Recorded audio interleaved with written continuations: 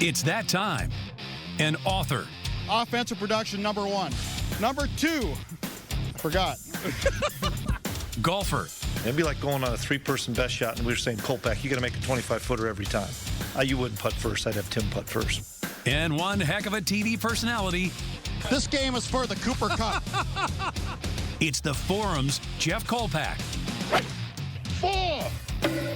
I should have yelled 2. You know how I know it's football season? I look on the Forum website right now, and stories 1, 2, and 3 are Bison football. There you are, baby. There we go. Welcome back. Here we go. And I thought I'd give your listeners a little show and tell on the tools of the trade. Being this will be the first.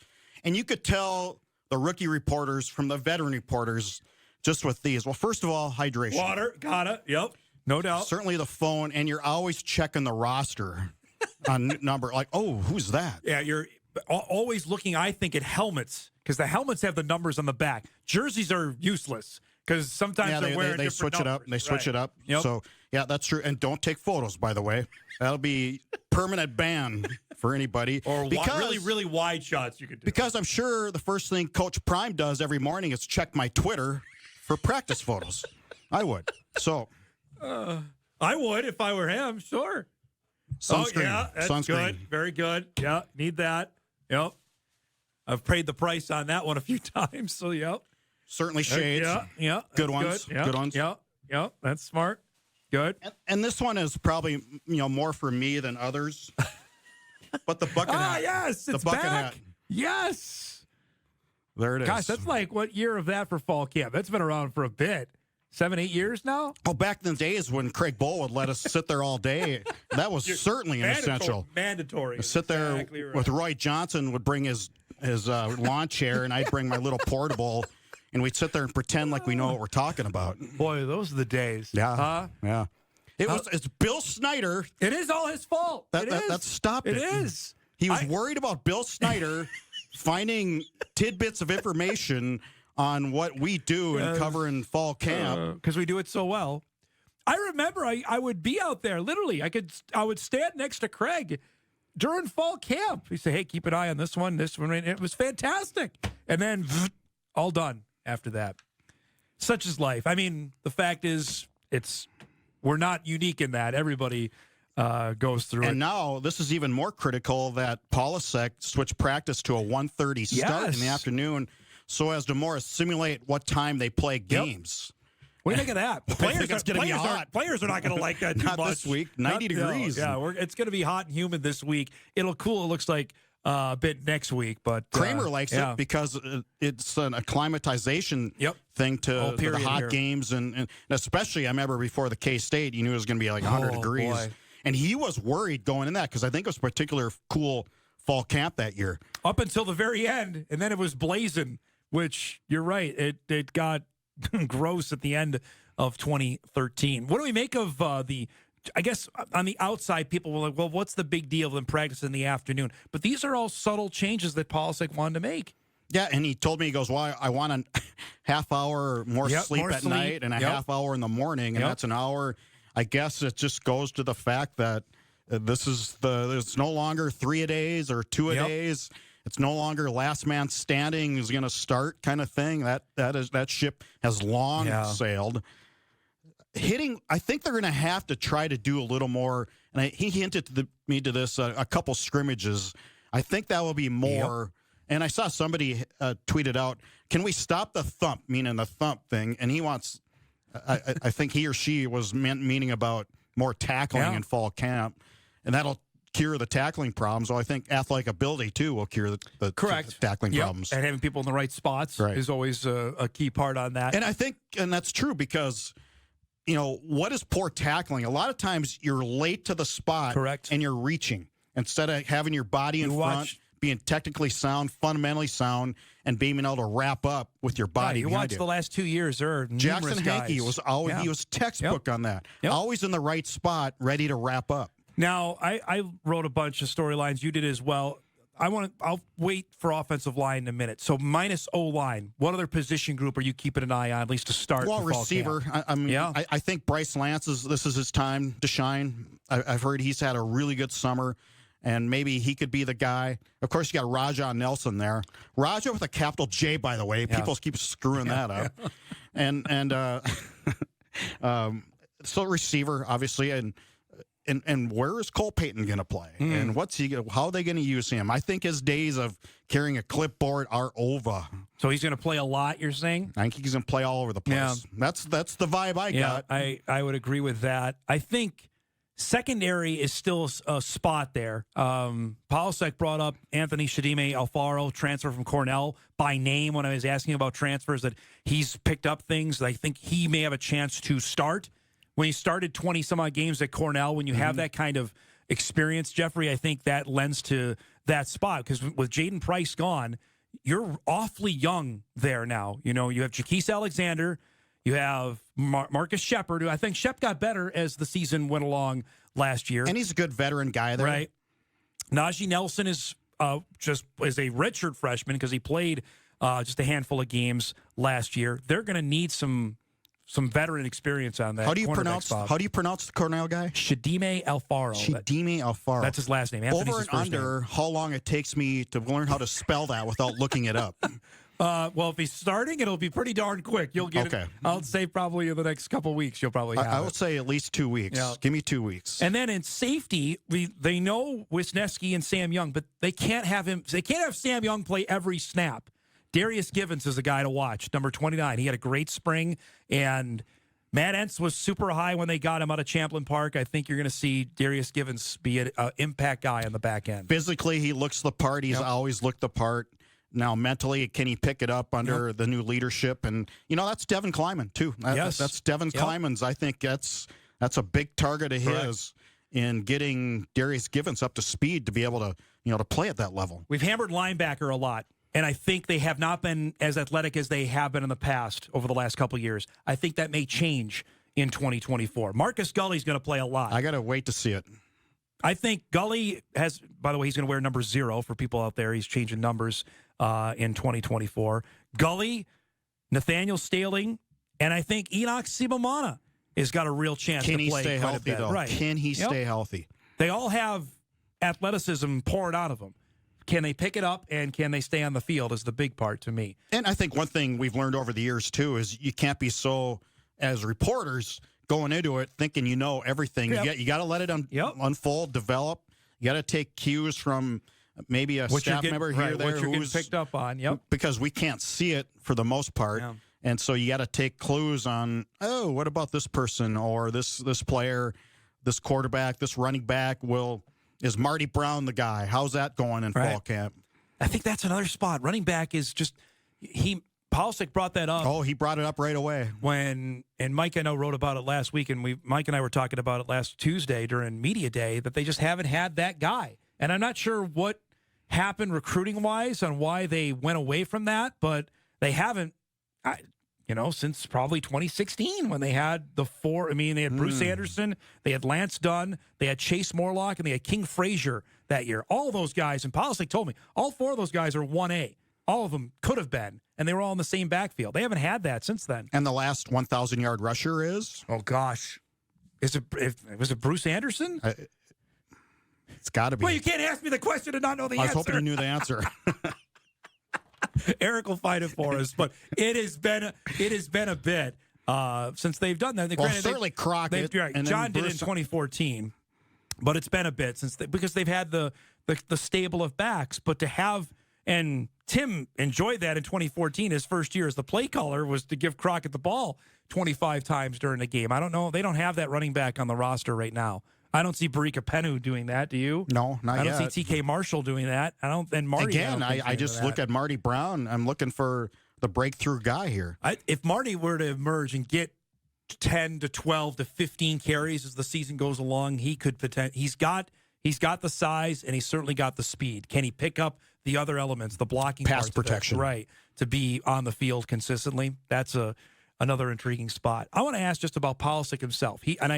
I asked him this, and you'll see the full interview in one of our preview shows coming up, about he's been so used to being at one spot during fall camp, whether it's dealing with the offense or the offensive line. This is different, Jeff, and I'm intrigued to see how that's going to go. Because now, as the head coach, you really are the CEO. You can stop in. You got to kind of stop in on every position group, right? Well, more than ever, because you have a director of football recruiting, you have a director of operations, and you have all these support groups now that I think Craig Bull never had, certainly when he was bringing this program up to Division I FCS level.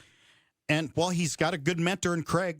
I mean, Craig was the master at sitting back and watching the whole pace of practice. And when the pace wasn't to his liking, boy, he stepped in. And is always, come on, let's go, let's do this, let's do that. And that's going to be Tim's job. I mean, that's got to be his deal. I saw that during even spring ball. I think so too. That he would do that to, okay, let's go. Let's amp it up here. And now with everybody there, you're going to have the two separate fields. This is the second year now of the indoor being available for use, that it's going to be a hopping place up there with lots going on. And I'm always interested, especially with the 4-game rule, of an incoming freshman. Is there one that can come in, set themselves apart? How many times have we done this story, from R.J. Urzendowski to Bruce Anderson and Robbie Grimsley? You go down the line of guys that have come in. Marquise Siegel was one of them that can come in and play. I feel like it's been a while, Dom, since 1 week in or 2 weeks in, you've heard about a guy who's going to be a good candidate to get his red shirt pulled. Yes. There wasn't last year. No, and it wasn't the year before that. And that might be more to the fact they've had tremendous amount of 6-year guys there.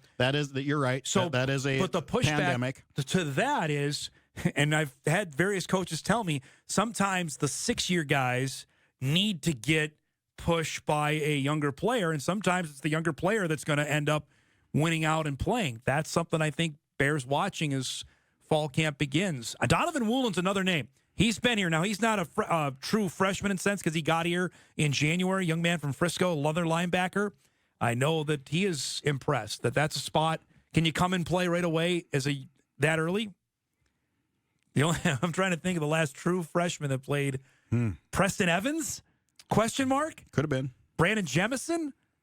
Jemison played as a true freshman. It's been a bit. It's been 10 years. It's been a bit. Over 10 years. Yeah, it's been a bit. Now, I'm testing my memory on true freshman at the linebacker spot. But, all right, go ahead, Eric. What's the last 1,000-yard rusher? No, it doesn't count. Running back. Running back. Okay, it was Bruce Anderson. That's what I thought. So that's 7 years. It's 2017. So it's been a little bit since they've had that. Here's the number, 1,216 yards. Email comes in on that. Appreciate it. Let's break. We come back. The big elephant in the room is offensive line. We're going to chat about that with Jeff Kolpack on this Monday morning as the Bison open up fall camp. We're back on Hot Mic right after this. Welcome back, everybody. Wrapping up hour one. Tom Miller from the Grand Forks Herald will join us. UND opens camp on Wednesday. Anticipation of the Fighting Hawks opener against Iowa State. Back here with Jeff Kolpack. All right, we've gone. I forgot one of the tools of the trade. I forgot. What else? Dry fit shirt. You are exactly right. Yeah. I have not learned on that one. No cotton. I had one year. Gosh, it was. You look just. I had to go home and change before I went and anchored the news that night. It was not a good scenario. It was not good. We've been doing this now for 18 minutes. We've not talked about offensive line. I'll open the door. This is the first time in my recollection covering it with you for 15 years where there's been this many questions. Especially in the interior. On offensive line. And really, a center is, to me, the number one issue or question mark because that's such a huge spot. It's the quarterback, the offensive line. It's you need to know your stuff. You need to cross your T's and dot your I's.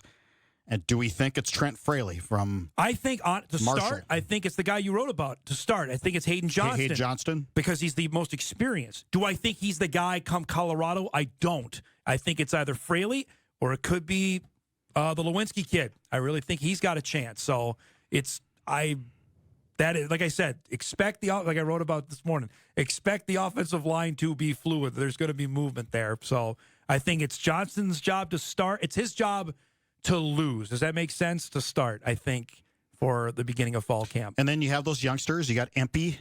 Griffin Empey is moving up the leaderboard as well. But I thought he had some notoriety last year. I think they liked what they saw out of him.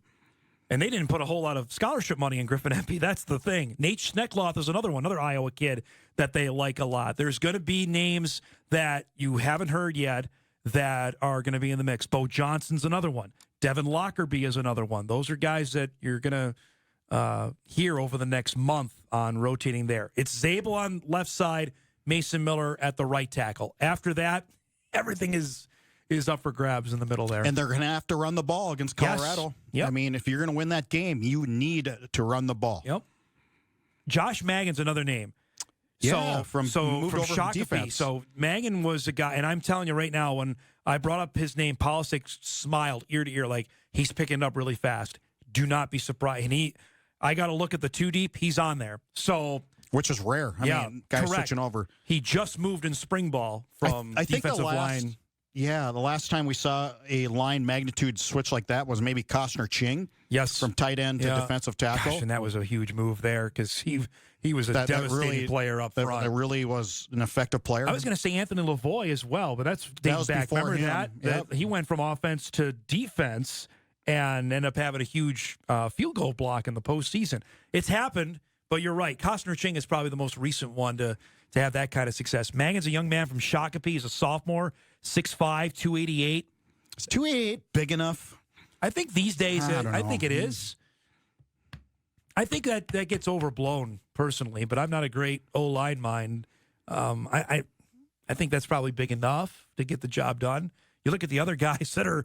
I'm divided on that. Now, I get an email about this. Dom, what about the 2 6-year guys? As Eric brings up the O-line depth, and that means Jake Rock and Pontius. And again, it's on them. They've been in this program forever. I don't think anything's guaranteed there, Jeff. That'd be the only thing I'd say on each of those guys, that they certainly have to show it. They've each played huge moments. Rock has started 2 postseason games. Pontius saved the season. That was a while ago, though. That was pandemic. Well, no, Rock started the Drake game last year. Oh, he did? He did, Okay, because that's Kubas got hurt. The prior one was the pandemic game. Well, we know Pontius is going to be on the field goal block team. We have that. But those are 2 guys that nothing is guaranteed, despite the fact that they're 6-year guys. And that goes back to the previous segment I was talking about. Well, I think it's a big fall camp for Dan Larson, the offensive line coach. Yep. This is going to be his time to shine, too. Yep. And Polisic told me, so I'm going to do my best to stay out of the offensive line room. And people forget that Tim Polisic was the offensive line coach at Iowa. Yes. So he was a O-line coach in the Big Ten. So obviously this is nothing new for him. Yep. And you wonder how much input he will have. I'm sure there'll be some, but he's going to probably let Dan make the decisions there. We have not talked quarterback. You mentioned obviously about Cole Payton. It's Cam Miller back for his 4th season. What do we need to see? What do you want to see out of number 7 for this upcoming fall camp? Continued, I think, consistency. I thought he had a really good year last year, and just not have a 6-year swoon, I guess. And I don't expect that out of him. Just looking at the way he works and how he goes about his business. Cole Payton, I'm just curious to see what's going on. Nathan Hayes has really come on, too. So as a number 3 guy. All right. Not that he might play much, but yeah. Okay, so there's one name to keep an eye on.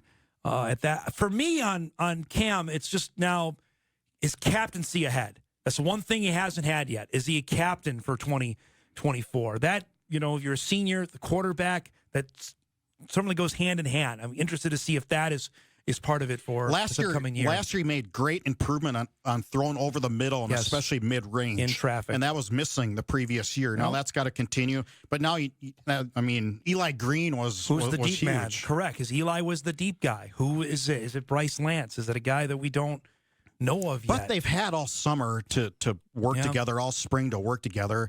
So it's not like you're bringing some transfer in to work with Cam Miller and Cole Payton. Right. And that's when I asked Polisic that about having the comfort of having a 4th-year starter quarterback is, they're absolutely. We're not going to change the cadence. We're going to, adjust to what Cam is used to, and we're going to roll from there. So there's a lot of newness. There's a lot of familiar names. But to me, there's a lot of newness to this, Jeff, and that adds to me the excitement level of coming up for this season. How many more games do you think has Cam Miller started than Trey Lance? Oh gosh, let's see. Trey started all of 17. Sorry, but I guess I'm not. That's not a knock against Trey, even though that's been the issue. Yeah. You talk to the NFL people or hear it, but that's how many games Cam has been around. Right. Well, you talk about pandemic. Cam Miller's first start came in the spring season of 2021 against Eastern Washington. That was his first start for North Dakota State at quarterback in a playoff game of all things. He's got that to hang on to forever. So looking forward to him, man. Here we go. Oh, see you. You gonna be out there this afternoon? We'll be there. Are you gonna just? I will be there with bells on. Right. I haven't been out to, I will definitely need. I'll bring that. this for you. I will definitely need the sunscreen there. Appreciate you coming by, bud. Good to see you. Jeff Kolpack joining us here in studio. We'll break. We come back. We'll keep the football chatter going. Head up to Grand Forks as UND opens camp on Wednesday. Storylines and questions for Bubba Schweigert's Fighting Hawks in 2023. We'll talk about that when hour 2 of Hot Mike begins after this.